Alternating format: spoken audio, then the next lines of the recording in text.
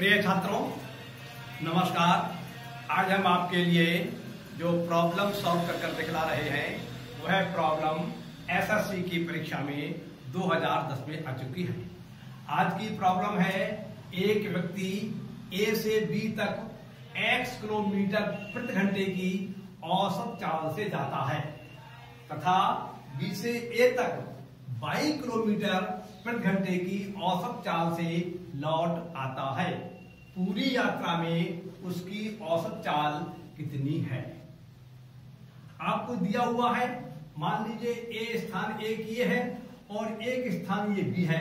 तो एक आदमी ए से बी तक गया और जाने में उसकी औसत चाल थी x किलोमीटर प्रति घंटा और फिर बी से ए तक वापस आता है तो उसकी औसत चाल है 22 किलोमीटर प्रति घंटा। आपसे पूछा गया है कि ए से बी तक जाने में और बी से ए तक वापस आने में जो पूरी यात्रा हुई उसमें उसकी औसत चाल कितनी है। तो देखिए, किसी भी औसत चाल ज्ञात करने के लिए हमें दो बातों की जानकारी होना चाहिए। एक तो यह जानकारी होना चाहिए कि उसने पूरी यात्रा में कुल कितनी दूरी चली और एक इस बात की जानकारी होना चाहिए कि उसको पूरी यात्रा में कुल कितना समय लगा। तो हम एक बात तो ये जानकारी करेंगे पहले कि ए से बी तक और बी से ए तक चलने में, ए से बी तक जाने में और बी से ए तक आने में कुल उसने कितनी दूरी चली। और एक हम ये मालूम करेंगे कि ए से बी तक जाने में और बी से ए तक आने में उसको कुल कितना समय खर्च हुआ।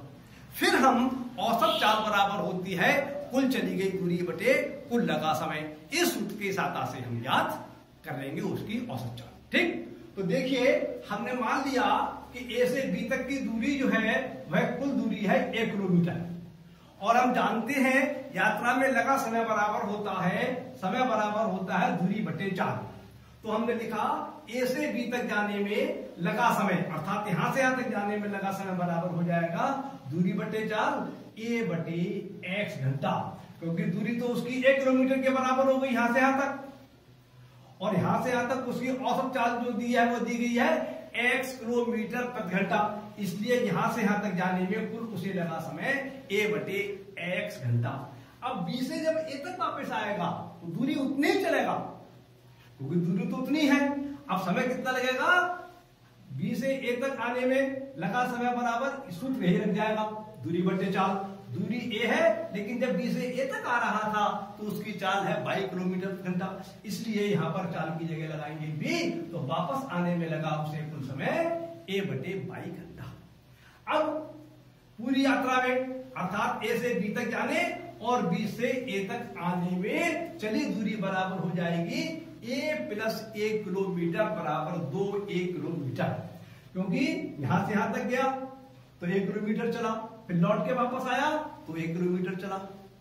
तो पूरी यात्रा में उसने 2 किलोमीटर की दूरी चल ली और कुल समय कितना लगा पूरी यात्रा में?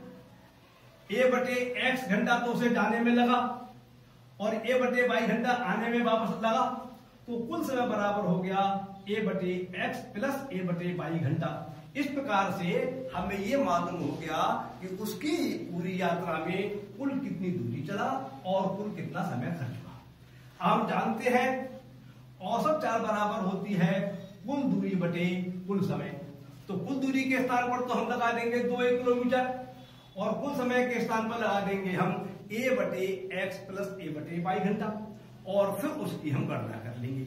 जो हल प्राप्त होगा वही उसकी पूरी यात्रा में औसत चाल हो जाएगी।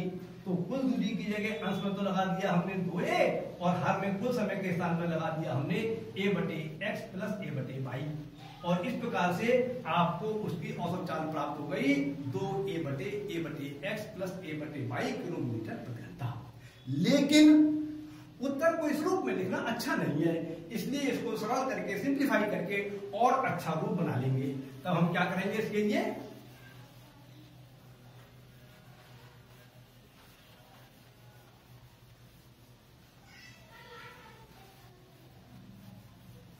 अंश में जो 2 लिखे हुए हैं ये वाले, ये तो वैसे ही लिखे रहने देंगे और हर में से एक पद ये और एक पद ये है, इसमें से एक कॉमन ले लेंगे तो हमें फल प्राप्त होता है 2a बटे a इंटू ए बटे एक्स प्लस ए बटे वाई।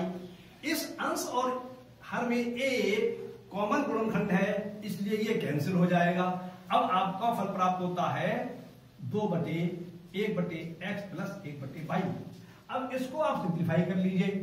जो हर में आपका 1 बटे वाई 1 बटे एक्स प्लस 1 बटे वाई है, उसका आप एलसीएम लेंगे तो आपको हर में प्राप्त होगा y प्लस एक्स बटे एक्स वाई।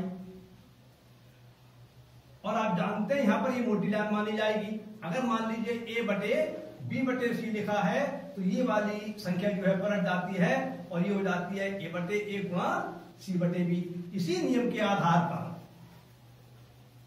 इसको लिख देंगे हम 2 गुणा एक्स गुणा वाई बटे वाई प्लस एक्स। क्लियर?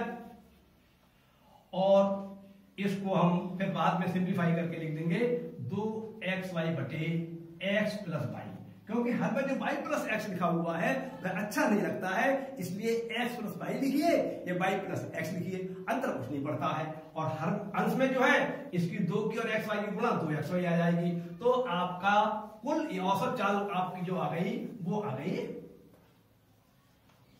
अतः औसत चाल बराबर 2xy बटे एक्स प्लस वाई किलोमीटर प्रति घंटा।